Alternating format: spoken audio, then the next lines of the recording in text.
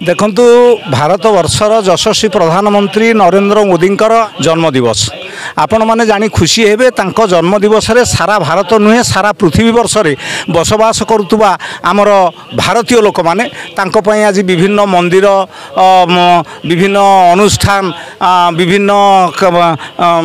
शिक्षानुष्ठान विभिन्न जगार आज तांकर कार्यक्रम चली जन्मदिवस को पालन करा होची। यही तो पई पालन करा होची जे भारत मातार जो माने योग्य संतान अछंती भारतींकर जते योग्य संतान अछंती ता मध्यरे नरेंद्र भाई मोदी भारतर यशस्वी प्रधानमंत्री मध्य तांको सेही खातारे तांको नाँ को लिखैछंती। तेणुकरी तांको जन्मदिन रे सारा पृथ्वी वर्षर जिते भारतीय लोक अछंती प्रवासी भारतीय ठू आरंभ करिक भारत वर्षर जिते कार्यकर्ता एवं भारतीय जनता पार्टी जिते कार्यकर्ता अछंती समस्ते प्राय वर्तमान आज तांकर जन्मदिवस को पालन करछंती। आउ मु गोटे आपनक गणमाध्यम रे गोटे सूचना देवा पई चाहे प्रत्येक वर्ष भली ए वर्ष मध्य तांको जन्मदिवस टू गोटे सेवा सप्ताह आमर पालन होछि। दीर्घ एक सप्ताह धरी 2 सप्ताह पर्यंत आमर विभिन्न सेवामूलक कार्यक्रम तांको नारे चलिबो। उदाहरण स्वरूप मु आपन कहिया पई चाहे जे कोटी स्वच्छ भारत अभियान कार्यक्रम चलिबो, कोटी माटीए पई गछटीए कार्यक्रम चला जिवो, वृक्षारोपण कार्यक्रम आरंभ होबो, कोटी रक्तदान कार्यक्रम आरंभ होबो,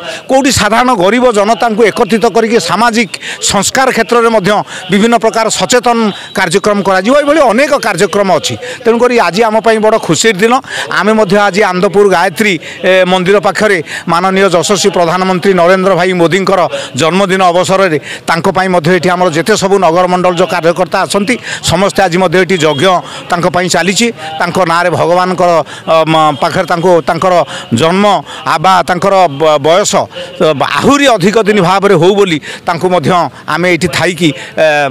भगवान को पाखरे प्रार्थना करछु से यशस्वी होंतु आहुरी दीर्घायु होंतु एवं भारत मातार योग्य संतान रूप में भारत पई एक वैप्लविक परिवर्तन आनंतु। आज भारत वर्षर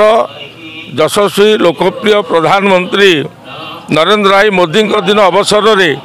आनंदपुर रे बीजेपी कृषक मोर्चा तरफ आज तांकर दीर्घ जीवन एवं भल स्वास्थ्य कामना करिकी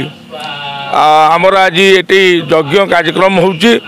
एवं नरेंद्र मोदी जी जो आह्वान देइचंती विश्व परिवेश को ठीक ठाक रखापी माँ पाई गछटी कार्यक्रम आज ये आमर करा जाउची। आनंदपुर